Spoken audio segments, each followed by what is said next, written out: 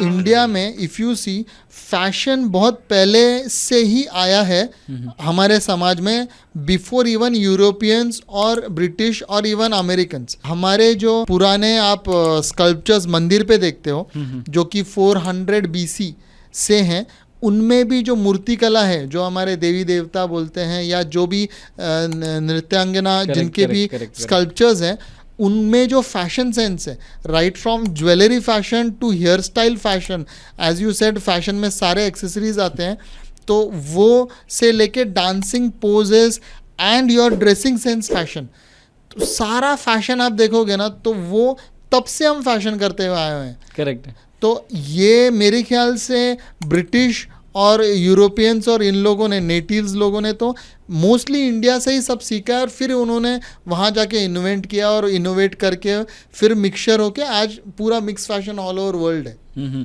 Fashion का जब history की बात कर रहे हैं ना, सो आई कैन जस्ट इमेजिन कि वो कैसे शुरू हुआ होगा।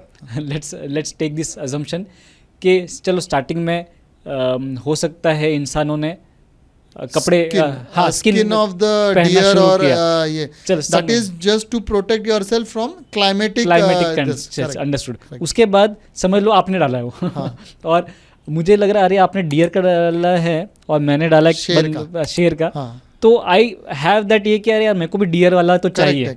एंड नाउ उधर से कंपटीशन शुरू हो गया, फैशन डिजाइन इंडस्ट्री शुरू हो चुकी है कि अब मुझे वो पाने के लिए मुझे एक डियर को ढूंढना है, एंड देन मुझे भी वैसे ही कुछ बनाना ताकि मैं आपसे थोड़ा सा करेक्ट है। और रामायण में है ना, सीता कहती है कि मुझे इस हिरन के मतलब स्किन का ब्लाउज चाहिए करके वो राम को रिक्वेस्ट करती है। exactly. तब वो मारीच के पीछे भागता है। तो that is also because it सुनहरा हिरन था वो, यानी कि now again you are worried about the texture of the skin as well.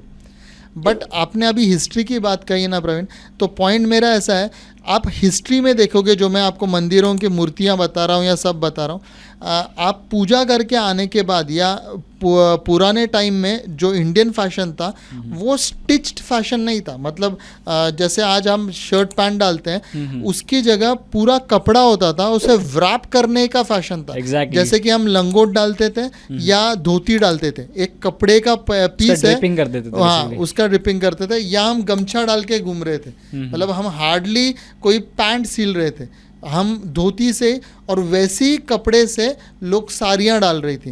मतलब people even ladies use to just wrap the cloth innovatively. मतलब साड़ी भी आप अगर आज के तारीख में देखोगे तो 3,500 स्टाइल से साड़ियाँ डाली जा सकती हैं।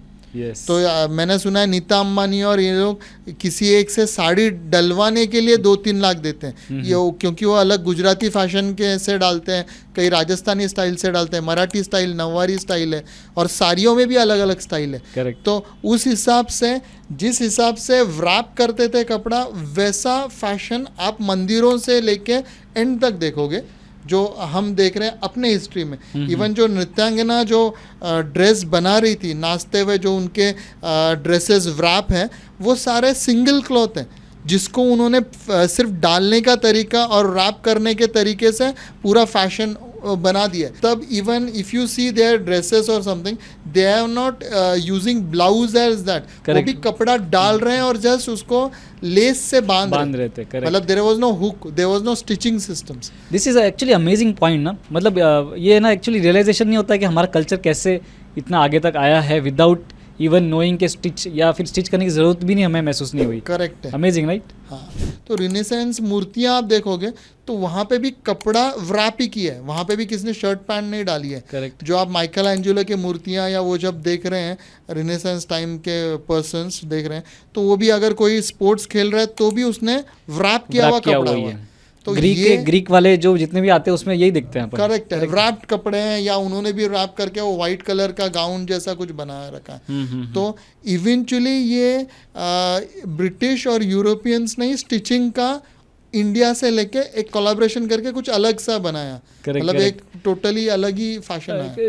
इनफैक्ट जब भी हम ब्रिटिश या फिर वो उन कंट्रीज को इमेजिन करते हैं, we only find shirts, pants, coats, jackets, hats, हर चीज़ स्टिच ही दिखाई देती है। ऐसा कुछ भी नहीं है जो सीधा ऑर्गेनिक फील दे हमें। आज की डेट में तो हम लोग स्टिचिंग वाले कपड़े ही पहनते हैं। आई डोंट नो कि धोती इनफैक्ट साड़ियों भी होती हैं तो साड़ियों में कुछ ना कुछ तरह का स्टिचिंग होता ही है। एक्चुअली जहाँ तक मेरा नॉलेज है ना, तो स्टिचिंग भी, एम्ब्रॉयडरी भी इंडिया में सबसे पहले चालू हुए चिक के ऊपर। हाँ, चिकनकारी जो होता है, हाँ, चिकनकारी जो होता है ना वो। yes. और चिकनकारी का कपड़ा जब यहाँ से यूरोप या ब्रिटेन गया तो उन्होंने उनके जो ड्रेसेस थे ना, पहले वो plain white, off white, plain या ब्लैक या जस्ट न्यूड कलर्स होते थे। Correct. उनके ऊपर फिर चिकनकारी आने चालू हो गई ऑन देयर गाउन ऑल्सो। लेकिन वहाँ पे गाउन डालते थे रादर देन हमारे यहाँ चिकनकारी डालते थे। हम लोगों ने एक और चीज़ प्रवीण इनोवेशन ज़्यादा किया, लेयरिंग, जो कि यूरोपियंस या फॉरेन कंट्रीज में नहीं होती थी। लेयरिंग यानी कि आप ओढ़नी डालो और नीचे अपना ये डाल दो, आपका गाउन डालो, यानी कि जिसे हम इवन लहंगा और उसके ऊपर आपका जो गाउन डालते हैं, करेक्ट क्या बोलते हैं उसे, टॉप और लहंगा जो हाँ, लेडीज आजकल चनिया चंगिया चोली जो पंजाबी डालते हैं, yes that is layering of clothes ना। तुमने नीचे एक लहंगा डाला हुआ है, ऊपर ब्लाउज उसे भी भी डाला लेस है, हाँ। से बांधा हुआ है, एंड ऊपर ब्लाउज या फुल, उसमें भी अनारकली स्टाइल है, अलग अलग फॉल्स है, उस हिसाब से स्टाइल है, बड़ा सर्कल बना के स्कर्ट है जो कि फुल गाउन है, और उसके ऊपर भी ओढ़नी डाली है। तो लेयरिंग का भी हमने ही फैशन लाया। फिर वहां पर तो सिर्फ हैट था यूरोप में। आपको इसमें फ़र्क क्या लगता है, अगर रैप कपड़े हो और स्टिच कपड़े हो? इसमें अगर आज भी ऐसे पकड़ लेते हैं कि हम रैप कपड़े ही डालते हैं, क्योंकि कई लोग कल्चर पकड़ के रखते हैं। आपने अगर ब्लैक पैंथर देखी होगी तो उसमें वो लोगों ने अभी भी ट्रेडिशनल वेयर डाला हुआ था। करेक्ट। अगर हम भी अपने ट्रेडिशन को वैसे ही पकड़ के रखते हैं जैसे कि चाइना रखा है, जैसे कि जापान ने रखा है, और वैसे ही रैप्ड कपड़े डालते तो वो ज़्यादा कंफर्टेबल होता कि ये वाला जो हम डाल रहे हैं? This is an interesting question.